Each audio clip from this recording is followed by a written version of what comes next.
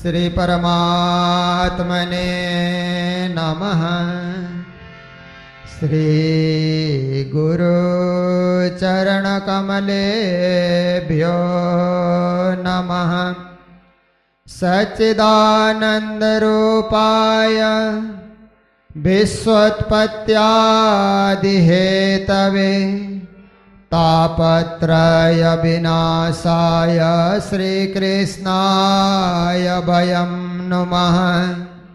मंगल कृष्ण प्रणाम है, मंगल धर्म प्रकाश, मंगल सुंदर साथ है, मंगल धाम उजास।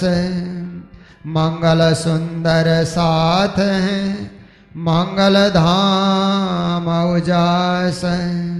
बोलो वृंदावन बिहारी लाल की, श्री सतगुरु महाराज की।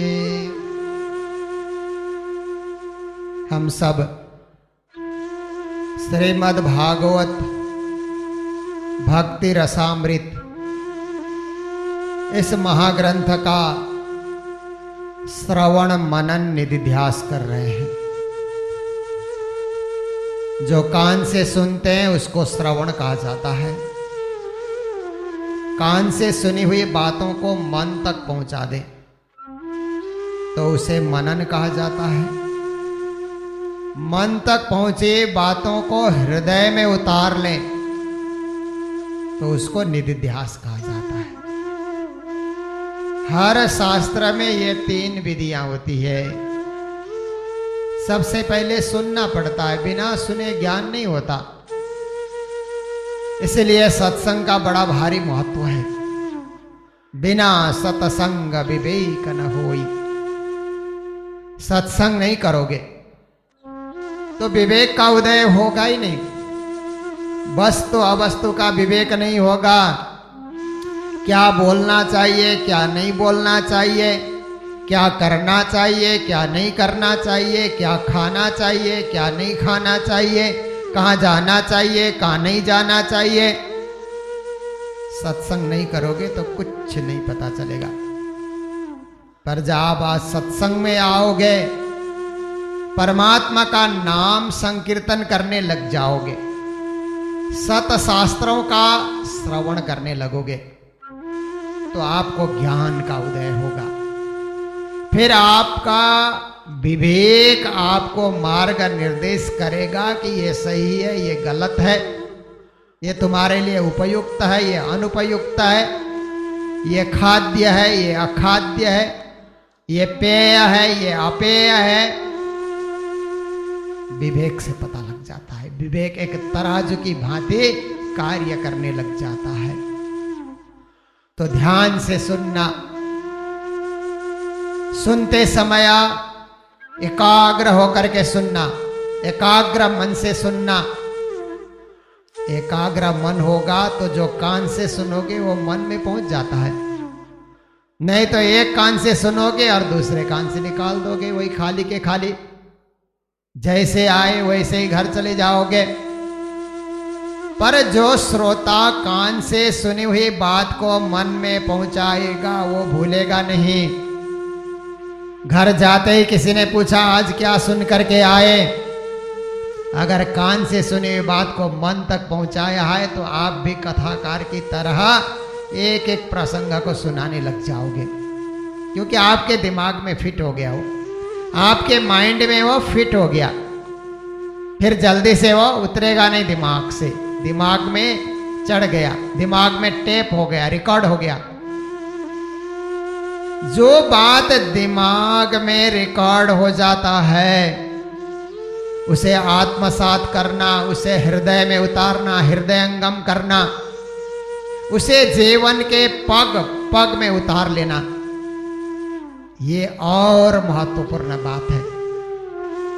दिमाग में तो बहुत बातें होती है पर जीवन में उतरता नहीं। एक बार जीवन में उतर जाए तो आपका जीवन बदल जाएगा। आपकी रहनी, आपकी करनी, आपका आचरण, आपका स्वभाव, आपका प्रभाव इतना अच्छा होगा कि सब लोग कहेंगे हम भी इसके जैसा बनते, हम भी इसके समान होकर चलते। देखो कितना सुंदर उसका जीवन है, न लोभ, न लालच, न क्रोध, न किसी प्रकार का द्वेष, अत्यंत निर्मल जीवन, अत्यंत पावन जीवन। ये कब संभव होगा? जब हम सत्संग करेंगे, जब हम धर्म शास्त्रों को जीवन में उतारेंगे, जब हम श्रीमद् भागवत कथा का आस्वादन करेंगे। जब सदगुरु महाराज ने 14 साल तक इसका रसपान किया,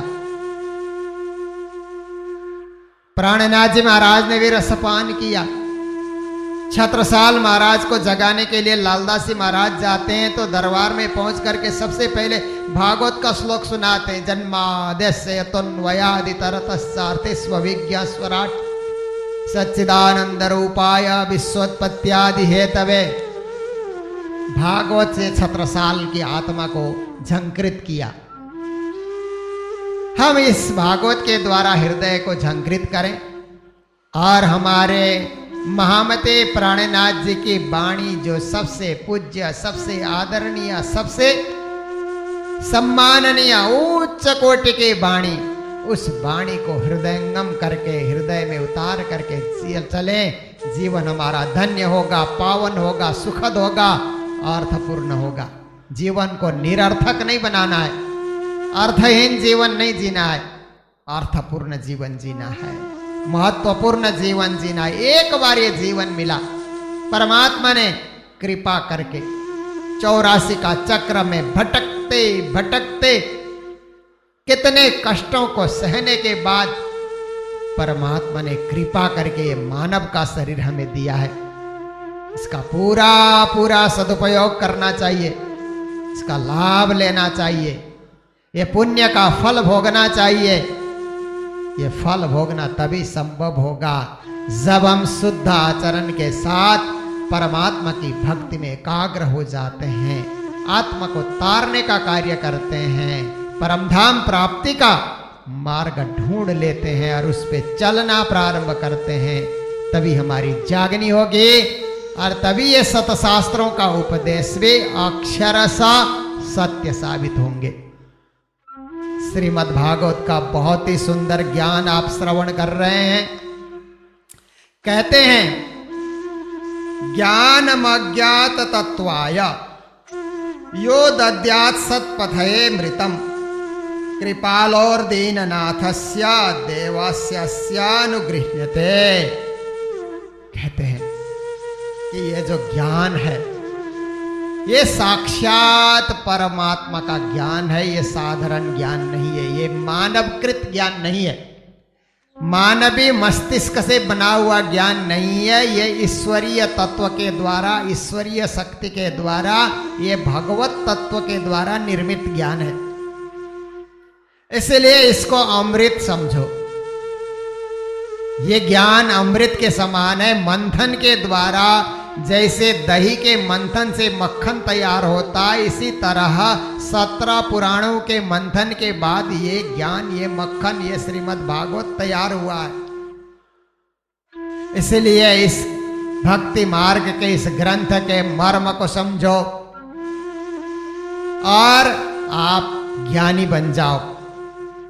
इसके मर्म को समझोगे तो अनभिज्ञता दूर हो जाएगी, अज्ञान दूर हो जाएगा, आप हर प्रकार से विवेकी बन जाओगे। फिर कहते हैं ये ज्ञान पा करके आप अकेले इसको समेट करके नहीं रखोगे, इसको बांटोगे। क्योंकि व्यय कृते वर्धत एव नित्यम विद्याधनम सर्वधनम प्रदानम।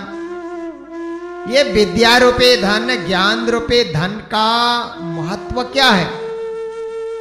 पैसा रूपी धन तो खर्च करोगे तो समाप्त हो जाता है, विद्या रूपी धन को खर्च करोगे तो और बढ़ता है।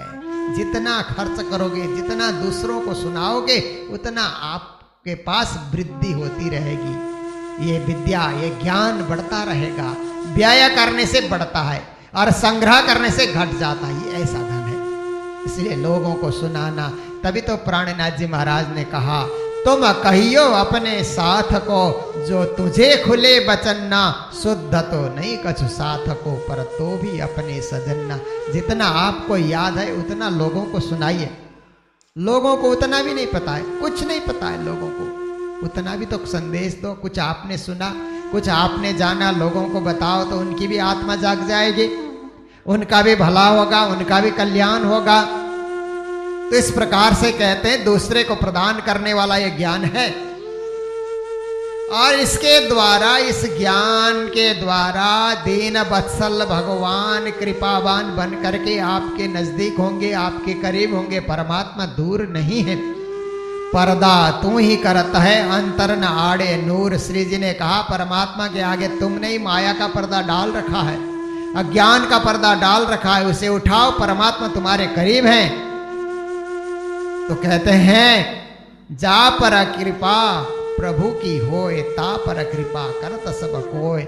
जब परमात्मा की कृपा होगी आपके जीवन में, सभी देवी देवता, इष्ट मित्र, कुल कुटुंबी सब भी कृपा करने लग जाएंगे। एक बार उनकी कृपा हमारे जीवन में प्राप्त हो, ये बहुत जरूरी है।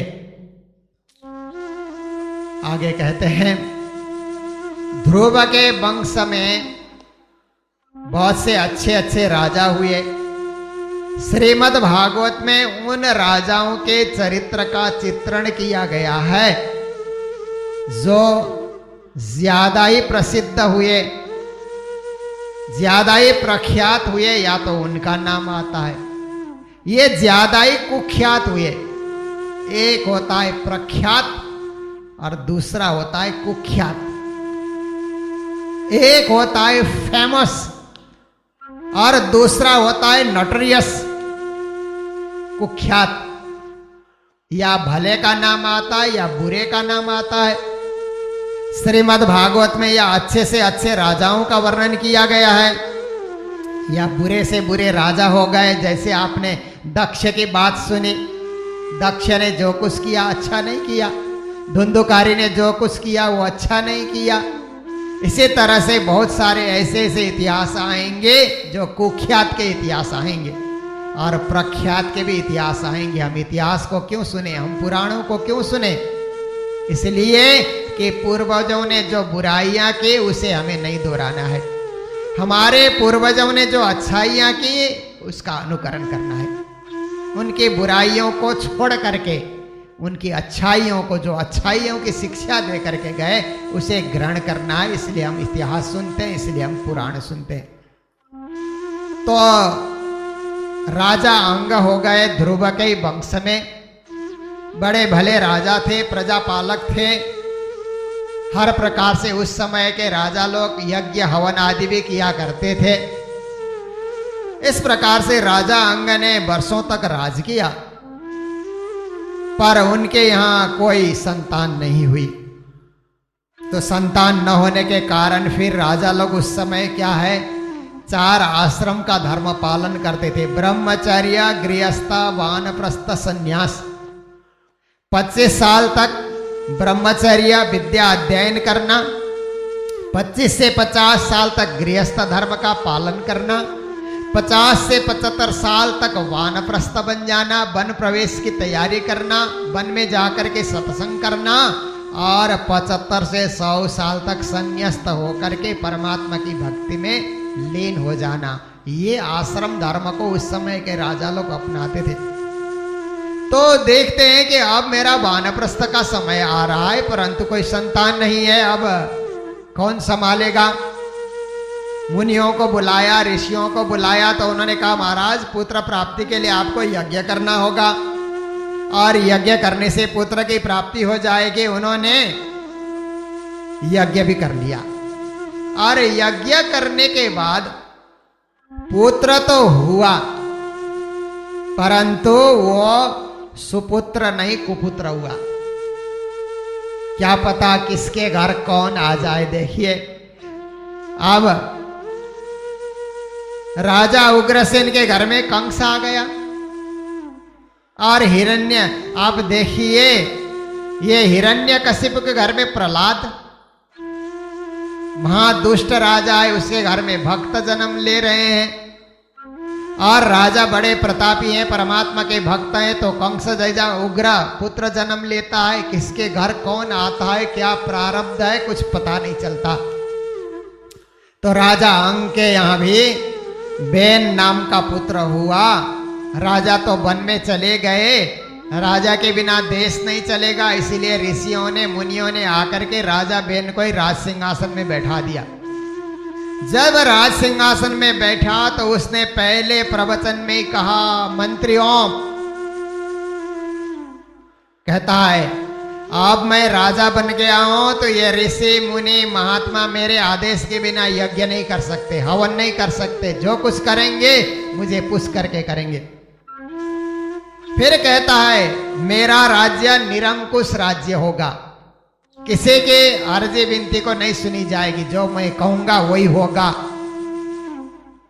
इस प्रकार से ब्राह्मणों का भी अपमान करने लगा, देवताओं का भी अपमान करने लगा, धर्म कर्म से रहित राज्य का संचालन कर रहा है। राजनीति भी तो एक धर्म है, राजनीति से धर्म को निकाल दिया जाए तो राजनीति केवल कूटनीति बन करके रहेगी। इसलिए धर्म तो सब जगह चाहिए, समाज नीति में भी धर्म चाहिए, राजनीति में भी धर्म चाहिए, खेल नीति में भी धर्म चाहिए, जो क्रीड़ा नीति है उसमें भी धर्म चाहिए। दुनिया के कोई भी नीति है वहां धर्म चाहिए, धर्म के बिना कोई नीति चलती नहीं है। पर यह धर्म को महत्व नहीं देता है, जहां मर्जी जाता है, लड़ाइयां लड़ लेता है और चोर डाकुओं को ज्यादा प्रश्रय देता है। उसके राज्य में ज्यादा डाकू लोगों बढ़ने लगे, चोर लोग बढ़ने लगे, जहां कहीं चोरी होती है, अपराध होता है, जनता की रक्षा नहीं हो रही है। तो मुनियों ने सोचा कि इसको राजा हम लोगों ने नियुक्त किया, अब हमारी बात सुनता नहीं है, पर हमारा धर्म कहता है कि एक बार इसको समझाया जाए, इसको एक बार सबक दिया जाए कि तुम राजा बनकर के जनता की सेवा करो, सबकी रक्षा करो। ये नहीं कि राजा बन गए तो तुम निरंकुश बन गए और जो मर्जी तुम चलाओगे, ऐसा नहीं चलेगा। सब मुनि लोग मिल करके आए और सभ्य भाषा में, नम्र भाषा में उन्होंने कहा कि महाराज, जैसे आपके पिता राजा अंग जनता की सेवा करते थे, सबके सुख दुख को सुनते थे और सबकी भलाई के लिए काम करते थे, यज्ञ हवन इत्यादि हुआ करता था और धर्म का विशेष महत्व था उस समय, आप भी इसका पालन कीजिए, क्योंकि जनता त्राही त्राही कर रही है आपके राज्य में।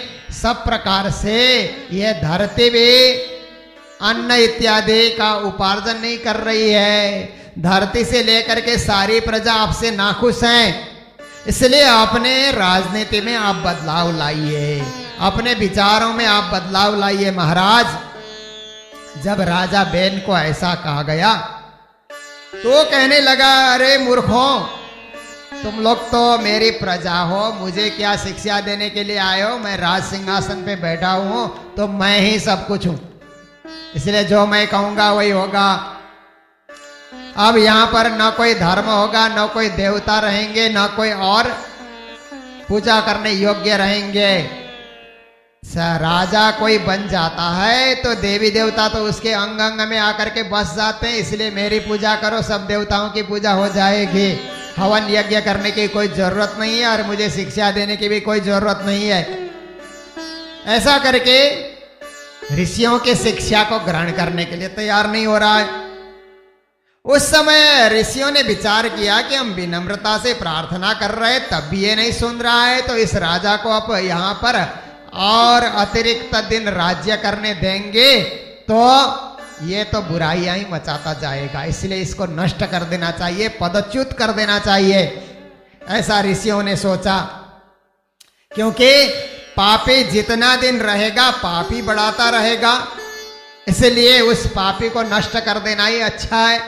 ऐसा सोच करके ऋषियों ने क्या किया कि पापी तो पहले ही मर चुका है, केवल शरीर के देखने में वो जिंदा है, अपने पाप कर्म से तो पहले ही वो मर चुका है। ऋषियों ने इस प्रकार से हुंकार किया, जोर से हुंकार किया। सब ऋषियों ने तो घबरा गया, इतना घबरा गया, इतना व्याकुल हो गया कि उसके प्राण पखेरुई निकल गए। फिर कुछ दिन तक उसकी माता ने उसके शरीर की रक्षा की, पर राजा के बिना तो राज्य चलता नहीं है। फिर ऋषि मुनि एकत्रित हो गए कि अब राजा तो मर गया और उसकी माँ उसके शरीर को दफनाने भी नहीं दे रही है, क्या किया जाए। तो ऋषि मुनियों ने कहा कि उस परिवार में कोई संतान भी नहीं है। तो मुनियों ने आकर के उसके जंघा को रगड़ रगड़ करके वहां से कुछ संतान प्राप्त करने की इच्छा प्रकट की और जंघा को रगड़ने लगे। जंघा से एक बौना पुरुष निकला, परंतु वो भी कपटी, अनेक प्रकार के उसके शरीर में कोई सुंदरता नहीं है, नाक भी चपटी है और टांगे भी छोटी छोटी हैं, जबड़े बहुत बड़े हैं और भुजाएं बहुत छोटी छोटी है, नेत्र भी लाल हैं और इससे तांबे का सा उसका रंग है, उसका स्वभाव भी अच्छा नहीं है। ऋषियों ने कहा निषेध, इसकी जरूरत नहीं है। फिर ऋषियों ने क्या किया, उसका हाथ फिर विचार किया कि नहीं नहीं, इसको राजा नहीं बनाना है, अब दोबारा हमको फिर राजा बेन के भुजाओं का मंथन करें। हाथ का मंथन किया, हाथ मथ रहे थे तो एक स्त्री और पुरुष का जोड़ा वहां से निकला। पुरुष बड़ा सुंदर है, भगवान विष्णु का सा उसका स्वरूप है, स्त्री भी बड़ी सुंदरी है, लक्ष्मी के समान है। अर्ची, ये दोनों के द्वारा अब राजा रानी बन करके ये दोनों अब राज्य संचालन करने लगे। जो राजा पृथु जो थे वो बड़े प्रजापालक भक्त वत्सल, क्योंकि ऋषियों ने बड़े ध्यान के साथ हाथों का मंथन करके इनको प्रकट किया था, इसलिए स्वभाव से भी सरल, हर प्रकार से प्रजापालक। जब उनको राज सिंहासन में बैठाया गया तो कहते हैं कि मैं अपने दादा राजा अंग की तरह ही भक्त प्रजा वत्सल बन करके राज्य का संचालन करूंगा। ऋषियों मुनियों आप लोग घबराओ नहीं। सब प्रजा को बुला करके उसने कहा कि मेरा शासन सुशासन होगा, कुशासन नहीं होगा, अच्छा शासन होगा मेरा शासन। मैं सबके लिए, सबका दुख दूर करने के लिए कार्य करूंगा। तो उस समय कुछ फरमान करते हैं। तो उसने कहा कि देखो मैं कुछ, इसलिए मेरा सम्मान इतने जल्दी मत करो, क्योंकि ये उपयुक्त नहीं होगा। आप लोग सम्मान ही करना चाहते हो तो भगवान का सम्मान करो, भगवान ही सदा सम्माननीय होते हैं। मानव क्या सम्माननीय होता है, मानव का तो कभी कभी विचार भी बदल जाता है। भगवान तो एक रस एक रूप में रहते हैं, सदा सर्वज्ञ रहते हैं। उन परम पुरुष परमात्मा का सम्मान करो, मेरे सम्मान की कोई जरूरत नहीं है। आज के राजा और आज के शासक को ये बात सीखने जैसी है, क्योंकि आज तो कोई सिंहासन मिलता है, कुर्सी मिलती है तो सम्मान का भूखा हो जाता है। उसने कहा मैंने कुछ काम किया ही नहीं तो मैं सम्मान किस लिए लूं, सम्मान लौटा दिया उसने। नहीं चाहिए मेरा सम्मान, आप अपने पास रखो, मुझे काम करने दो, जनता की सेवा करने दो। ऐसा करके उसने जन सेवा की प्रतिज्ञा ले ली। उसके बाद फिर क्या होता है कि वहां पर बंदीजन आकर के स्तुति करने लगे, गायक लोग आकर के स्तुति करने लगे, प्रजा सामने आ गई और आप तो सत्य प्रतिज्ञ हैं, दृढ़ संकल्प हैं, ब्राह्मण भक्त हैं, वृद्धों की सेवा करने वाले हैं, शरणागत वत्सल हैं, सब प्राणियों को बांध देने वाले हैं, दीन दुखी पर भी आप कृपा करने वाले हैं। इस प्रकार से बंदीजन भी, गायक गण भी उनके यश को गा रहे हैं। तो उस समय जनता उनके सामने आकर के कहने लगी, महाराज पृथ्वी से कोई अनाज उत्पन्न नहीं होता है, कोई औषधि नहीं उत्पन्न हो रही है, पृथ्वी ने सब कुछ अपने गर्भ में छुपा लिया है और पृथ्वी बंजर होती जा रही है। अगर पृथ्वी से अनाज उत्पन्न नहीं होगा, अन्न फल फूल इत्यादि हमको नहीं मिलेगा तो हम भूखे प्यासे क्या करेंगे। क्योंकि यहाँ तो जब से राजा बेन ने राज किया तब से पृथ्वी नाराज हो गई है, इसीलिए नया वृष्टि होती है, ना अन्न उत्पादन होता है, कुछ नहीं है, धरती ने सब कुछ अपने गर्भ में समेट लिया। महाराज कुछ उपाय कीजिए। तो राजा पृथु ने उस समय विचार किया कि ओहो, यदि ऐसा है तो मैं अपने धनुष पे बाण चला करके पृथ्वी के ऊपर प्रहार करता हूं। पृथ्वी ऐसा क्यों करती है? जो गौ का रूप धारण करके सब कुछ अपने अंदर छुपाए बैठी हुई है, मैं उसको सजा दूंगा। पृथ्वी के पेट में से तो बहुत कुछ निकलना चाहिए और जनता उसी से तो खाते पीते हैं। राजा को भी उस समय गुस्सा आया और पृथ्वी पे कुपित होकर के अपना तीर चलाने की तैयारी जैसे की, तो पृथ्वी कांपते हुए कहने लगी, महाराज आप क्यों ऐसा मेरे ऊपर प्रहार करते हैं? मैं आपके भय से सर्वत्र भाग भाग करके डरी सी हो गई हूं, आप क्यों ऐसा करते हैं?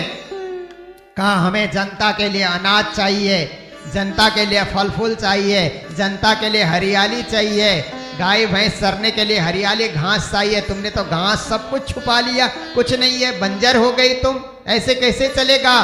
तुम्हें हरियाली चाहिए। तो उस समय पृथ्वी ने कहा कि आप तो साक्षात परमात्मा के ही अवतार स्वरूप हो, इसलिए मेरा दोहन आप कीजिए। पृथ्वी का दोहन करना होगा, मेरा दोहन किया जाएगा तो सब कुछ की प्राप्ति हो जाएगी। पर बछड़ा अच्छा होने, साधारण बछड़ा दोहन नहीं कर सकते। जैसे बहुत गाय होती है ना, बछड़ा जब दूध चूसने लगता है तो फिर गाय दूध देती है। बछड़ा नहीं छोड़ोगे तो गाय अपने से दूध नहीं देती है। कुछ गायों का स्वभाव ऐसा होता है। पृथ्वी रूपी गाय भी कहने लगे कि अच्छा, बछड़ा को छोड़ करके महाराज मेरा दोहन प्रारंभ करोगे तो कोई चीज की कमी नहीं रहेगी। ऐसा जब उन्होंने कहा तो सोचने लगे, अच्छा बछड़ा कौन होगा?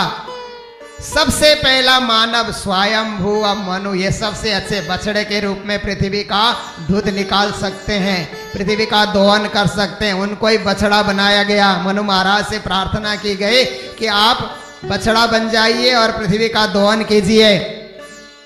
जब उनको बछड़ा बना करके दूध निकालने लगे, धरती का दोहन करने लगे, तो धान, धान्य, अनाज, सब्जियां, फल सब कुछ धरती में उत्पन्न होने लगे। ये साइंटिफिक बातें हैं कि इस धरती को अच्छी तरह आप सुरक्षित करोगे और धरती की सफाई करोगे और धरती का दोहन करोगे तो धरती से सब कुछ मिल जाता है। पर धरती को बंजर बनाओगे तो कुछ नहीं मिलेगा। इस प्रकार से यहाँ पर इन्होंने दोहन प्रारंभ कर दिया। फिर ऋषियों ने भी सोचा भी हमें भी पृथ्वी का दोहन करना है, तो ऋषियों ने बृहस्पति जी को बछड़ा बनाया और उन्होंने पृथ्वी दोहन करना प्रारंभ किया। तो वेद शास्त्र वहां से निकलने लगे, सब धरती से ही निकल रहे हैं। उसके बाद देवताओं ने सोचा हम भी धरती का दोहन करें, हमारे लिए भी कुछ न कुछ निकल आएगा। इंद्र को बछड़ा बनाया और बछड़ा बना करके वो दोहने लगे तो उनको अमृत भी मिलता है, ओज भी मिलता है और इस प्रकार से दूध भी उनको मिल जाता है। इन्होंने भी दोहन किया। दैत्य देखने लगे हमको भी कुछ ना कुछ दोहन करना है। फिर दैत्य आगे आते हैं और प्रहलाद जी को वत्स बना करके दोहने लगे तो उनके हाथ में मदिरा। धरती से क्या नहीं मिलता है, अमृत भी यही है, मदिरा भी यही है। और दैत्य लोगों को मदिरा, आसव, ताड़ी इत्यादि दूध के रूप में उनको मिल रहा है। फिर उसके बाद गंधर्व आ गए। गंधर्वों ने विचार किया कि हम भी दोहन करते हैं। गंधर्व और अप्सराएं वहां आकर के जब विश्वावसु को बछड़ा बना करके दोहन करने लगे तो उनके सामने संगीत विद्या, माधुर्य, रूप, सौंदर्य ये चीजें धरती से मिलने लगी। फिर विचार किया कि पितृगणों ने विचार किया हमें भी कुछ मिलना चाहिए इस धरती से। वे लोग आर्यमा नाम के पितृ को बछड़ा बना करके दोहन करने लगे। तो कव्य, जो पितर लोग खाते हैं, हव्य कव्य बोलते हैं ना, जो पितरों को जरूरत होती है, इस प्रकार के अन्न उनको प्राप्त हो गया।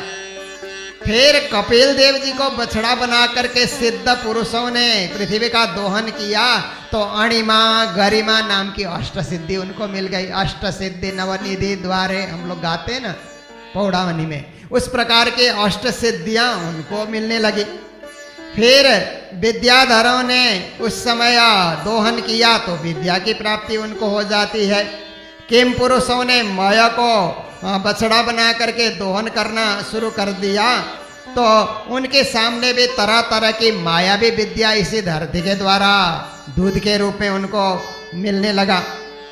उसके बाद अनेक भूत पिशाच जो मांसाहार करते हैं, उन मांसाहारियों ने भूतनाथ को बछड़ा बना करके दोहन किया, तो उनके सामने तो खून, पीप इत्यादि दुर्गंध युक्त चीजें उनके सामने आ गई। तो इस प्रकार से फिर उस समय अनेक प्रकार के ये सांप और ये जो विषैले प्राणी होते हैं, उन्होंने भी सोचा कि हमको भी कुछ धरती से कुछ मिलना चाहिए। ऐसा करके उन्होंने दोहन प्रारंभ कर दिया। तो उनके सामने जहर, सांप का जहर होता है ना, बिच्छू का जहर होता है, उनको धरती से जहर के रूप में उनको भी कुछ न कुछ मिला। तो इस प्रकार से फिर पशुओं ने भी विचार किया कि हमको भी पृथ्वी का दोहन करना है, पशुओं के लिए भी कोई ना कोई चीज की जरूरत है। ऐसा सोच करके रुद्र के वाहन जो बैल है उसको बछड़ा बना करके दूध दोहना उन्होंने प्रारंभ कर दिया। तो अनेक प्रकार की वनस्पतियां, अनेक प्रकार के झाड़, जंगल, घास इत्यादि वहां से दूध के रूप में उनको भी प्राप्त हो जाता है। जो जैसा चाहता है, जाके रही भावना जैसे, जिस भावना से धरती का दोहन कर रहा है वही फल उसको मिलता जा रहा है। फिर उस समय पक्षियों ने विचार किया, गरुड़ जी को बछड़ा बनाया और बछड़ा बना करके उन्होंने वहाँ पर दोहन प्रारंभ कर दिया। तो अनेक प्रकार के वृक्षों में फल इत्यादि जो पक्षियों को खाने के लिए जरूरत होता है, सुंदर सुंदर फल इत्यादि उनको दूध के रूप में प्राप्त हो जाता है। तो इस प्रकार से फिर बड़े बड़े शिखरों ने भी विचार किया, पर्वतों ने विचार किया कि हम भी दोहन करें इस धरती का। तो अनेक उन्होंने वहाँ पर धातु, अनेक प्रकार के धातु, सोना चांदी इत्यादि उनको दूध के रूप में मिल रहा है इसी धरती से। इस प्रकार से अपने अपने मुखिया को बछड़ा बना करके जो जिस चीज की प्राप्ति के लिए धरती का दोहन कर रहा है, धरती उसको वही दे रही है। तो धरती में क्या नहीं है, इसीलिए धरती को माँ, पृथ्वी को माँ कहा जाता है। इससे दोहन, आप जिस विचार को लेकर के धरती का दोहन करते हो, कोई यहाँ पर फूल उगाता है, कोई यहाँ पर धतूर उगाता है, कोई धरती पे तम्बाकू उगाता है, तो कोई धरती पे अनाज, फल, फूल इत्यादि उगाता है। आप देखिए, धरती तो सब कुछ दे रही है, आप क्या उगा रहे हैं और क्या ग्रहण कर रहे हैं, समाज को क्या दे रहे हैं आप खुद पे निर्भर करता है। धरती तो सब कुछ देने के लिए तैयार है, पर इससे अमृत का दोहन होना चाहिए, जिससे प्राणियों की रक्षा हो, जनता की रक्षा हो, विश्व का कल्याण हो। ऐसी ऐसी चीजें इस धरती से प्राप्त करना चाहिए। तो उस समय राजा पृथु ने विचार किया, ततो महीपते प्रीता सर्व काम दुधाम पृथु दुहितृत्वे चकारे माँ प्रेम्या द्रुहित वत्सला। उस समय राजा पृथु ने विचार किया कि जो जैसा चाह रहा है दोहन करके दूध के रूप में अपना भंडार भर रहा है, तो हमें तो ज्यादा से ज्यादा अनाज का भंडार चाहिए, सब्जियों का भंडार चाहिए, फलों का भंडार चाहिए, जो ज्यादा से ज्यादा लोग उसका उपभोग कर सकते हैं, वही भंडार भरना है। तो पृथ्वी माता ने वही कुछ भंडार भर दिया। सब जनता खुशी है, सुख से जी रहे हैं, आनंद से जी रहे हैं। इस प्रकार से फिर उन्होंने एक दिन विचार किया कि ये खेती करने में बीच बीच में पहाड़ आ जाते हैं, ये बड़ा विघ्न डालते हैं। तो उन्होंने अपना जो है धनुष में बाण चढ़ाया और बाण चढ़ा करके पहाड़ों के ऊपर धनुष छोड़ दिया। तो पहाड़ सारे गिर गए और धरती समतल होने लगी, समतल बना दिया धरती को। देखिए, अब पहाड़ कहीं कहीं है, बाकी ज्यादा धरती में समतल एरिया ज्यादा। ये राजा इन्होंने पृथु ने बनाया। समतल बनाने के बाद उन्होंने अपनी जनता को क्या किया, गांव, कस्बे, बस्तियां, नगर बसा करके उनको सबको व्यवस्थित किया। पहले तो जो जहां मर्जी वहां बैठ जाता था, परंतु उन्होंने जगह जगह गांव, नगर, दुर्ग, आयरों की बस्ती, पशु रखने के लिए अलग स्थान, छावनियां, किसानों के लिए अलग से गांव, तलहटियां, सब उन्होंने बसा दिया। तो इस प्रकार से आज जो मानव सभ्यता का विकास है, इस सभ्यता के विकास करने में पृथु राजा का विशेष योगदान है। उन्होंने हर प्रकार से मानव को सभ्य बनाने के लिए, मानव को संस्कृति संपन्न बनाने के लिए, मानव को धर्म युक्त बनाने के लिए और धरती की सेवा करने के लिए, धरती की रक्षा करने के लिए, धरती से ज्यादा अनाज फल फूल प्राप्त करने के लिए जो कुछ आवश्यकता है उनकी ओर से उन्होंने सारा कुछ किया।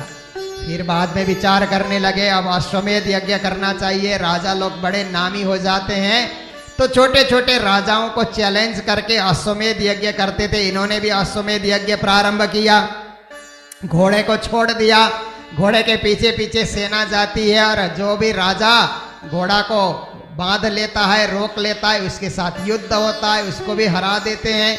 इस प्रकार से पूरे पृथ्वी में घोड़ा घूम करके आता है तो फिर महायज्ञ होता है, उसी को अश्वमेध यज्ञ कहा जाता था। इन्होंने एक अश्वमेध यज्ञ किया, दूसरा किया, इस तरह से यज्ञ करते चले गए।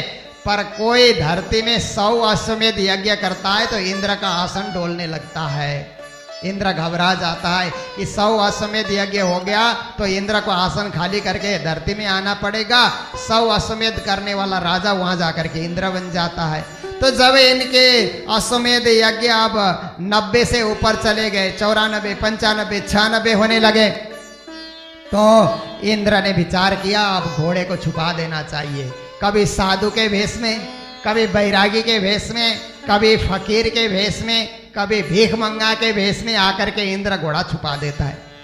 फिर पृथु का पुत्र जाकर के कहीं न कहीं युद्ध करके घोड़े को वापस ले आता है। जब युद्ध करने जाता है तो इंद्र कहीं न कहीं छुप जाता है। इस प्रकार से वे 99 यज्ञ पूरे हो गए और 100वां यज्ञ संपादन करके इंद्र का स्थान लेना है। तो ऐसी घड़ी में जब 100वां यज्ञ की तैयारी में घोड़ा छोड़ने की तैयारी हो गई तो इंद्र ने भी एक पाखंडी का वेश बना करके घोड़े को छुपा लिया। तो उसी समय वहां पर क्या होता है कि ब्रह्मा जी आकर के कहते हैं कि हे राजा पृथु, अब ये 100वां यज्ञ तुम रोको। इंद्र बहुत घबरा गया है, बहुत घबरा गया है, इसलिए वो अपनी जगह रहेगा। तुम तो इस धरती में सेवा करने के लिए तुम्हारा जन्म हुआ है, जनता की सेवा करो, यहीं राजी रहो, यहीं खुश रहो और इंद्र को अपनी जगह रहने दो। उन्होंने आकर के समझाया तो इंद्र ने अलग अलग साधु का वेश, फकीर का वेश, अलग अलग वेश बना करके जो घोड़े को छुपाया था तो वो जो वेश था वो सब मिल करके क्या हुआ, उन्होंने एक नया धर्म शुरू कर दिया जिसको पाखंडियों का धर्म कहा जाता है। वो धर्म नहीं है, वो धर्म के नाम पे अधर्म है। पर आज भी भागवत में लिखा है कि वो पाखंडियों का धर्म आज भी संसार में कहीं ना कहीं प्रकट हो जाता है, जिसमें निष्ठा नहीं, त्याग नहीं, तपस्या नहीं, सेवा नहीं, समर्पण नहीं, धर्म का ज्ञान नहीं।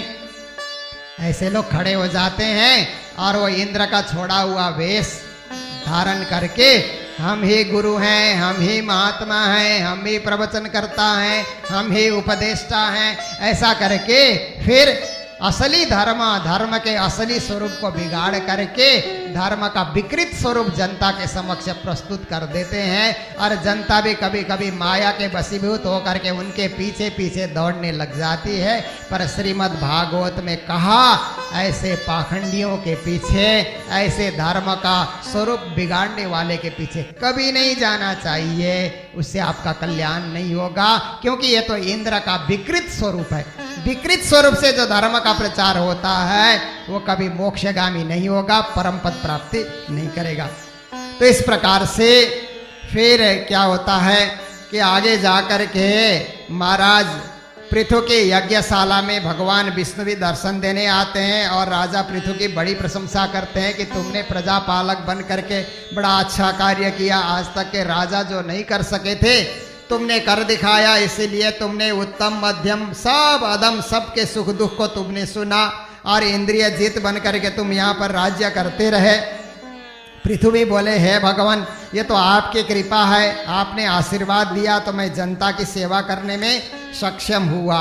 इस प्रकार से राजा पृथु ने विचार किया, अब मेरी भी आयु, अब राज करने की आयु पूरी होती जा रही है। आजकल के जैसे शासक होते नहीं थे, आजकल तो 80 साल के होते हैं फिर भी चुनाव लड़ते रहते हैं, मुझे और मंत्री बनना है, छोड़ते नहीं है। पर उस समय 50 साल के हो जाते थे, तो अब दूसरे लोग संभालें, अब दूसरे का दायित्व है, दूसरे को मौका देना चाहिए। एक मैं ही राज करता रहूंगा तो मेरे आत्मा का कल्याण कैसे होगा।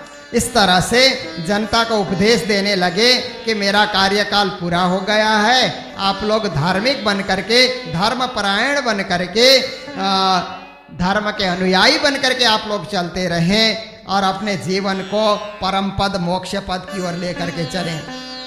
उसी समय सनकादिक मुनि आकर के भी राजा पृथु की प्रशंसा करते हैं। इस प्रकार से श्रीमद् भागवत में सर्वत्र शिक्षा की बातें, ज्ञान की बातें भरी पड़ी हैं कि कोई भी आता है तो तपस्या की बातें, ज्ञान की बातें, धर्म की बातें, मोक्ष की बातें, परम पद की बातें यहाँ पर सुनाता है। राजा पृथ्वी ये सब बातें सुनने के बाद तपस्या करने चले जाते हैं, उनका परलोक गमन हो जाता है। तो इस प्रकार से उनकी पत्नी, जो कभी अपने कोमल पांव राज दरबार से बाहर नहीं रखी थी, वे भी उनके साथ साथ तपस्या करके अपने आत्म कल्याण कर लेती हैं। उसी वंश में प्राचीन बरही नाम के एक राजा होते हैं, जिनके पुत्रों को प्रचेता कहा जाता है। तो राजा प्राचीन बरही भी बड़े ज्ञानी थे, समझदार थे। नारद जी ने आकर के उनको बड़ी बड़ी अच्छी शिक्षा दी कि आप भी अपने निजत्व में रह करके धर्मपरायण राज्य का आप भी संचालन करते रहो। इस प्रकार से उन्होंने बड़ा ज्ञान, शिक्षा, उपदेश दिया और कहा निर्मोही बन करके रहो, संसार में रहते हुए निर्लिप्त भाव से निर्मोही बन करके प्रजापालक बन करके रहो।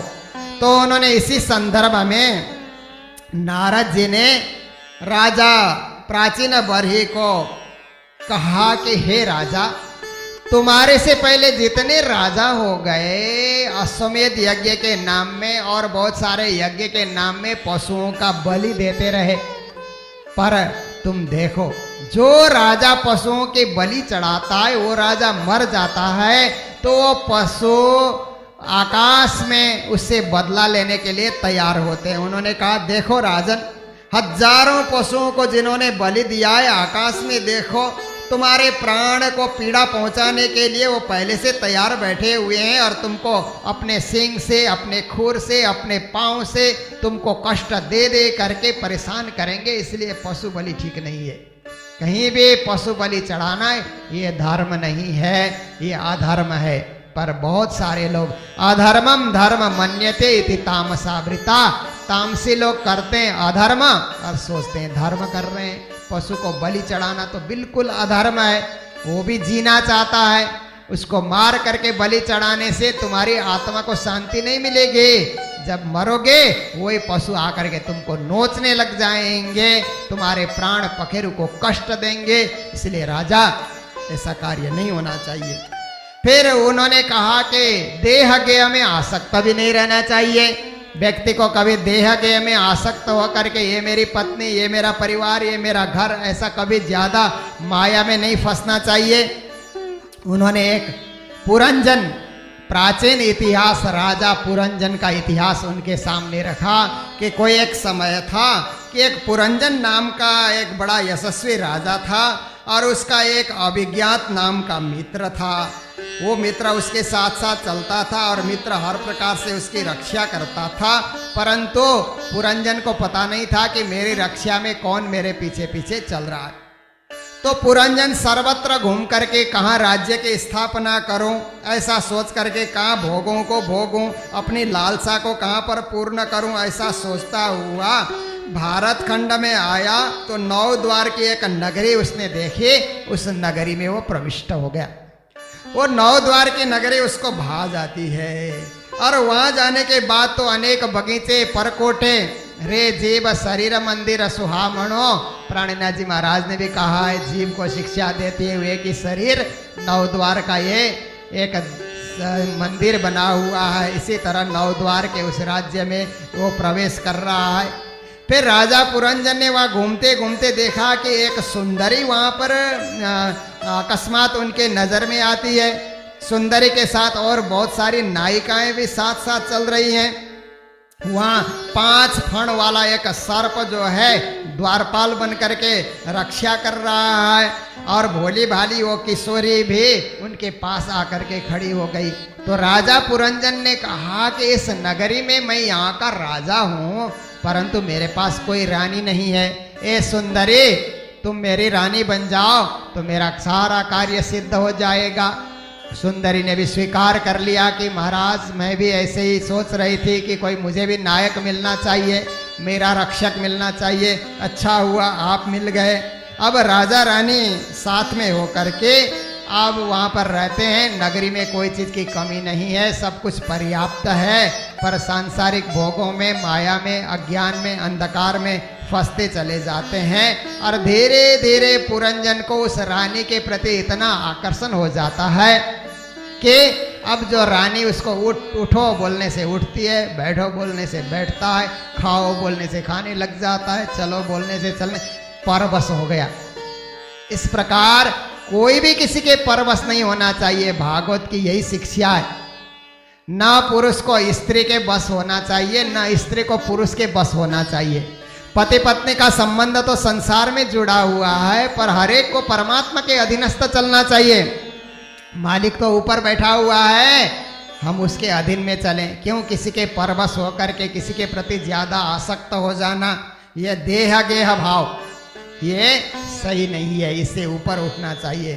पर पुरंजन तो फंसता चला गया, और इतना उस नगरी में और रानी के उस मुँह में वो फंसता चला गया कि एक अब रानी को बिना पूछे कहीं जाए तो नाराज भी होती थी। पर एक दिन उसको जोश आया, शिकार खेलने के लिए वन में चला गया, और वन में शिकार करके थका हुआ परेशान दरबार में आता है तो रानी तो कुपित होकर के बैठी हुई है। बिना मुझे पूछे आप क्यों चले गए, नाराज हो गए। उसको राजी करने में बहुत कुछ मिन्नतें मांगना पड़ा उसको। जो तुम कहोगे वही होगा, तुम उठो बैठो, ऐसा ऐसा करके उसको मनाना पड़ा।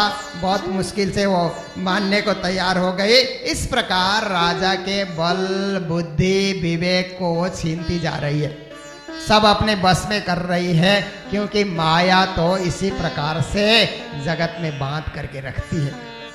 तो पुरंजन है तो अभी वहाँ का शासक, परंतु संपूर्ण शासन व्यवस्था उसके उस सुंदरी के हाथ में आ गया। इस प्रकार से अब पुरंजन के कई वर्षों तक उस रानी के साथ रहते हुए उसकी संतान भी हो जाती है, पुत्र भी हो गए, पुत्रियां भी हो गई, लंबा समय व्यतीत हो गया। पर एक दिन क्या होता है कि एक पास ही में एक चंडीबेग नाम का एक और शासक था। उसने एक दिन मौका देख करके, पुरंजन तो बुढ़ा होता जा रहा है, बल और शौर्य से कमजोर होता जा रहा है, ऐसा विचार करके चंडीबेग जो गंधर्व राज था उसने उसके ऊपर चढ़ाई कर दी। जब चढ़ाई कर दी तो उस समय अब अपने राज्य को बचाने की सोच में ही वो था। उसी समय इधर उधर देख रहा था तो एक काल कन्या भी उसके सामने आ जाती है, और काल कन्या उसका नाम जरा है। वो जरा भी आकर के, जो भाग्यहीना थे, दुर्भागा भी उसको कहते थे, वो भी कहते मुझे भी अपनाओ महाराज, क्योंकि मेरा भी कोई पति नहीं है, इसलिए मैंने आपको ही पति के रूप में वर्ण कर लिया। ऐसा कहते हुए वो जरा भी उनसे चिपक गए कि मेरे भी पति आप ही हो। परेशान हो गए, पहले सुंदरी को पत्नी बनाया, अब जरा भी पत्नी बन रही है, क्या होगा कैसे होगा, परेशान हो रहे थे। फिर तो चंडीबेग ने उनके ऊपर आक्रमण करके उनका राज्य भी छीन लिया। परेशान होकर के व्याकुल हो रहे थे। एक दिन उनकी मृत्यु हो जाती है, पर मृत्यु की घड़ी में अपनी सुंदरी को बार बार बार बार याद करते हुए वो मर गए। तो दूसरे जन्म में स्त्री के रूप में उनको जन्म मिला। इसलिए भागवत, यही भागवत कहती है कि जो पुरुष स्त्री का ज्यादा ध्यान करता है, मरने के बाद स्त्री रूप में वो जन्म लेगा, और जो स्त्री पुरुष का ज्यादा ध्यान करती है, दूसरे जन्म में पुरुष के रूप में उसका जन्म होता है। पर जो परमात्मा का ध्यान करता है वो मोक्ष की प्राप्ति करता है। इसीलिए हमें न स्त्री का ध्यान करना न पुरुष का ध्यान करना, हमें तो अपने इष्ट का परमेश्वर परमात्मा का ध्यान करना है ताकि आत्मा का कल्याण हो जाए। ये तो देह गेय में आसक्त होने के कारण, मैं और मेरापन इस प्रकार से ये संसार के माया में फंसने के कारण क्या हो गया कि दूसरे जन्म में अब मलय ध्वज इस तरह से उनका जन्म हो जाता है और विदर्भ राज में वहाँ पर जन्म हुआ और जन्म होने के बाद विवाह योग्य के भी वो बन गए, स्त्री के रूप में है। फिर विवाह भी हो जाता है मलय ध्वज के साथ और विवाह होने के बाद राज्य शासन वहाँ पर भी चलता है। वर्षों बीतने के बाद पति की मृत्यु हो जाती है तो मेरा पति मर गया ओ करके जोर जोर से वहाँ पर रोना धोना शुरू हो जाता है। तो अभिज्ञात जो पहले वाला साथी था वो ब्राह्मण का रूप लेकर के आता है। क्यों रोती हो? तुम स्त्री हो, तुम पुरुष हो, तुम आत्मा हो, तुम जीव हो, कौन किसके लिए रोता है? मैं साक्षी बन करके सब कुछ देख रहा हूँ, किसके लिए तुम रो रहे हो? ऐसा करके जब उसने झकझोरा तो फट से आत्मा जागृत हो जाती है कि ओहो, ना मैं पुरुष ना मैं स्त्री, मैं तो एक जीव हूँ और ये ब्रह्म मुझे जगाने आया है। इस प्रकार से ज्ञान हो जाता है और तत्काल फिर भक्ति मार्ग में वो संलग्न हो जाते हैं। तो इस प्रकार से पुरंजन की ये कथा सुनाते हुए इसका तात्पर्य खोलते हैं कि पुरंजन राजा तो हम सब पुरुष ही पुरंजन राजा के समान हैं और नौ द्वार की नगरी ये शरीर है। प्राणनाथ जी महाराज ने भी कहा, नौ द्वार रचे नरक के निषदिन अब दहे बलाए। इस शरीर में 9 छिद्र बने हुए हैं और शरीर में जब जीव आ जाता है तो शरीर में सब कुछ सुख ही सुख है, पर्याप्त शरीर अच्छा होता है। और इसके साथ जो सुंदरी पुरंजनी जो विवाह होकर के आती है वो हमारी बुद्धि है, पर बुद्धि कभी कभी कुबुद्धि हो जाती है और बुद्धि माया की ओर हमको आकर्षित कर लेती है। तो ऐसे समय में जब संसार में ये 5 फणी वाला सर्प है, 5 तत्व का ये संसार, पंच तन्मात्रा इत्यादि में हम आसक्त हो जाते हैं, शरीर के प्रति आसक्त, अपने माया के प्रति आसक्त जब हम हो जाते हैं, इस तरह से जन्म मृत्यु के चक्र में हम पड़ जाते हैं। पर कभी वही परमात्मा हमें जगाने के लिए सद्गुरु बन करके आते हैं और आकर के हमें शिक्षा देते हैं कि तुम माया में, शरीर में, परिवार में, अज्ञान में मत भटको, तुम तो मेरी आत्मा हो। इस प्रकार से सद्गुरु परमात्मा इस सद्गुरु बनकर आकर जगाते हैं तो हमारी आत्मा जाग जाती है, परब्रह्म परमात्मा को प्राप्त करती है। नारद जी ने ये कथा राजा प्राचीन बरही को उन्होंने सुनाई तो राजा भी कहने लगे, मुझे ज्ञान हो गया, मुझे अब माया में, मोह में, अज्ञान अंधकार में नहीं फंसना है, मैं भक्ति करके परम पद को प्राप्त करना चाहता हूँ। मेरे जो प्रचेता हैं पुत्र, बस उनको राज्य सौंप करके मैं भी वन की ओर चला जाता हूँ, वानप्रस्थी बन जाता हूँ। अब प्रचेताओं को भी नारद जी ने शिक्षा दी, भगवान शंकर ने भी शिक्षा दी। वे भी जल में जाकर के, नारायण सरोवर में जाकर के, जो भारत का पश्चिम का कोना है, वहाँ जाकर के तपस्या और सब करते रहे, परमात्मा प्राप्ति के लिए साधन ढूंढते रहे। और विष्णु भगवान ने दर्शन दे करके उनको वरदान भी दिया कि तुम सबका कल्याण होगा, कि तुम अपने समय से ही परमात्मा की भक्ति में लग गए हो। इस प्रकार से सब कुछ होता रहा।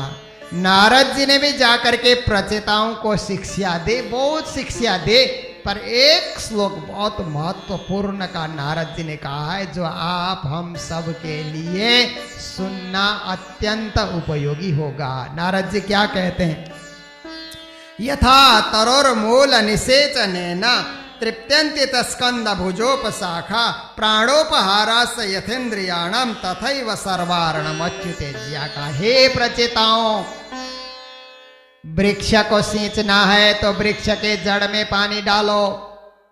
जड़ में पानी डालने से वृक्ष का पत्ता पत्ता हरा भरा होता है, हर प्रकार से उसके कांड, उसके पत्ते, उसका फल, उसका फूल सब हरे भरे रहते हैं। वृक्ष को सींचना हो तो पत्ते पत्ते में पानी नहीं डाला जाता, जड़ में ही पानी डाला जाता। शरीर को रिष्ट पुष्ट बनाना है तो मुख में आहार दो। मुख में आहार देने से सब शरीर को मिल जाता है। हड्डियां भी पुष्ट रहती हैं और हमारे खून है, नसें हैं, हमारे केस है, नाखून है, दांत है, सबको पुष्टि मिल जाती है। मुख में आहार ढंग से देने की जरूरत है। सारा शरीर रिष्ट पुष्ट हो जाता है। शरीर को रिष्ट पुष्ट रखने के लिए अलग अलग अंग में अलग अलग आहार देने की जरूरत नहीं है कि कान के लिए अलग आहार दो, आंख के लिए अलग आहार दो, हाथ के लिए अलग आहार दो, पाँव के लिए कोई जरूरत नहीं है। एक मुख में आहार देने से पूरा शरीर को मिल जाता है। एक वृक्ष के जड़ में पानी डालने से पत्ते पत्ते को पहुंच जाता है।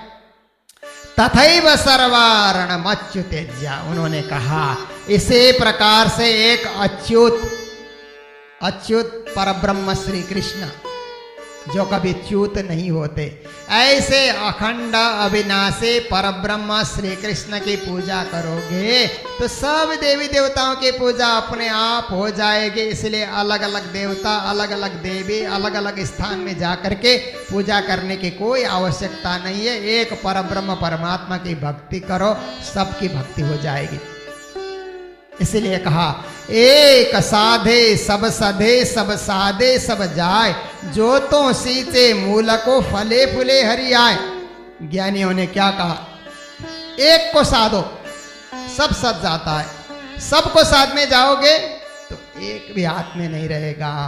जैसे आप देखिए कि सब देवी देवता 33 करोड़ की पूजा करूंगा ऐसा भाव लेकर के आप घर से निकलोगे तो एक एक देवता को एक एक पैसा भी चढ़ाओगे तो 33 करोड़ पैसे की जरूरत होती है। आजकल तो पैसा तो होता ही नहीं है, सिर्फ रुपया रुपया होता है।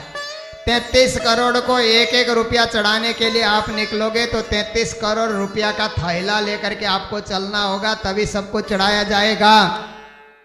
अब 1 रुपया चढ़ाने से वो देवता खुश होगा कि नहीं, इसकी कोई गारंटी भी नहीं है कि एक साधारण भिखारी को भी 1 रुपया दो तो बोलता है ज्यादा दो, इससे क्या होगा, एक पान भी हम नहीं खा सकते हैं। ऐसा करके भिखारी बिगड़ जाता है तो देवता कहाँ से खुश होगा 1 रुपया लेने से। फिर एक एक फल चढ़ा देते हैं देवता को, ऐसा सोच करके आप निकलोगे तो चलो एक एक एप्पल चढ़ा देते हैं। आपने सोचा तो 33 करोड़ को तो 33 करोड़ एप्पल चाहिए, कहाँ से खरीदोगे, कहाँ से लाओगे, संभव ही नहीं, प्रैक्टिकल नहीं है।